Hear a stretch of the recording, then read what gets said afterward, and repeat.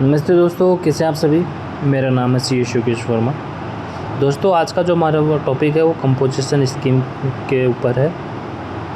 Composition scheme क्या होती है? बेसिकली ये एक कंसेशनल रेट का बेनिफिट प्रोवाइड कराया है स्मॉल इन्वेस्टर जो होते हैं, मीडियम जो ट्रेडर्स वगैरह होते हैं, उनको एक कंसेशनल रेट पर टैक्स का पेमेंट करना होता है और जो इनपुट वगैरह होती है वो उसको वहाँ पर क्लेम नहीं कर पाएंगे। और जो इसकी कंप्लाइंसेस होती है वो थोड़ी कम होती है नॉर्मल जो रेगुलर टैक्स पेयर होते हैं उसका कंपैरिजन कर अगर अपन करें तो आज अपन यहाँ पे देखेंगे क्या होता है कंपोजिशन स्कीम और कौन इसको ऑप्ट कर सकता है, कैसे उसको कंप्लाइंसेस को फॉलो करने होते हैं, वो अपन इस टॉपिक में यहाँ पर देखेंगे। Composition scheme in GST provide an alternative method of tax payment to small medium tax payer whose turnover is not exceeding the prescribed threshold. एक लिमिट प्रेस्क्राइब करी है, अगर उसके अंदर आप फॉल करते हैं तो आप कंपोजिशन स्कीम को ऑप्ट कर सकते हैं। The tax rate under this scheme have been kept at minimal but at the same time a person opting to pay tax under composition levy scheme can neither take input tax credit और it not collect any tax from the recipient. अगर आप इसके अंदर composition scheme में जाते हैं तो आपको एक मिनिमल जो रेट होती है वो आपको टैक्स का पेमेंट करना होता है उस रेट से, और आपको जो इनपुट टैक्स क्रेडिट है उसका आपको बेनिफिट यहाँ पर नहीं मिलता, ना ही आप सामने वाले से कोई टैक्स का कलेक्ट कर सकते हो। It is voluntary and optional scheme. ये एक वॉलंटरी है, आप इसको चाहे ऑप्ट करें या नहीं करें आपके ऊपर डिपेंड है। बस आप इस जो थ्रेशोल्ड लिमिट है उसके अंदर फॉल करना आपको कंपल्सरी पड़ेगा, तभी आप इसको ऑप्ट कर पाएंगे। फिर सेकंड जो है वो क्या है, वो can opt for composition scheme. Composition scheme को कौन ऑप्ट कर सकता है, चलिए देखते हैं। Notwithstanding anything to the contrary content in this act but subject to the provision of subsection 3 and subsection 4 of section 9, a registered person whose aggregate turnover in the preceding financial did not exceed 1,50,00,000 rupees may opt to pay in lieu of tax payable under subsection 1 of section 9 an amount of tax calculated at the rate prescribed under Rule 7 of CGST Rule 2017। यानी अगर आपका जो turnover है वो 1,50,00,000 के नीचे रहता है या अप टू 1.5 करोड़ तक है तो आप कंपोजिशन स्कीम को ऑप्ट कर सकते हैं। अगर आपका टर्नओवर 1.5 करोड़ से अबव हो जाता है तो आप कंपोजिशन स्कीम में नहीं जा सकते। फिर कुछ स्टेट्स दिए हैं, अगर आप उन स्टेट में फॉल करते हैं तो जो लिमिट है वो 1.5 करोड़ ना होकर क्या लिमिट है 75 लाख रुपीज़। वैसे कौन कौन से स्टेट हैं जिसमें जो कंपोजिशन की जो थ्रेशोल्ड लिमिट है वो 75 लाख है।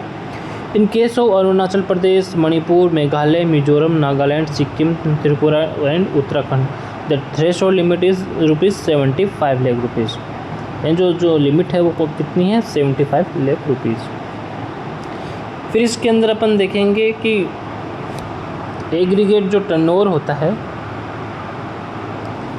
वो क्या होता है इसके अंदर, क्योंकि जो थ्रेशोल्ड लिमिट है वो एग्रीगेट टर्नओवर पे ही निकलती है। तो एग्रीगेट टर्नओवर में अपन कौन से जो अपने आउटपुट है उसको कंसिडर करेंगे वो अपन यहाँ पर देखेंगे। Section 2 subsection 6 define aggregate turnover as the aggregate value of all taxable supplies, exempt supply, export of goods, services, both and interstate supply of person having the same permanent account number is to be computed on all India basis but excludes central tax, state tax, union trade tax, integrated tax। और कौन सा इसके अंदर और exclude करेंगे, excluding the value of inward supply on which tax is payable on reverse charge basis। Exclude इसमें से क्या करेंगे अपन, central tax, state tax, union trade tax, integrated tax, cess और आरसी।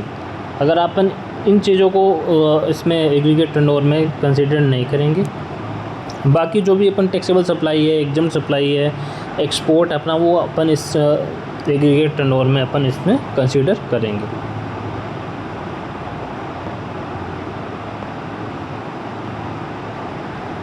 जिसमें एक इम्पोर्टेंट नोट है कि जो गुड्स के सप्लायर हैं क्या वही इसके अंदर कंपोजिशन स्कीम में ऑप्ट कर सकते हैं या कुछ सर्विसेज भी प्रोवाइड कर सकते हैं। तो ये 2019 में थोड़ा अमेंडमेंट आया था। इसमें अगर आप गुड्स के सप्लायर हैं और उसके साथ आप कंपलसरी कोई सर्विसेज भी आपको प्रोवाइड करनी होती है, तो एक लिमिट प्रिस्क्राइब करिए, उतने तक आप सर्विसेज भी इसमें सप्लाई कर सकते हैं।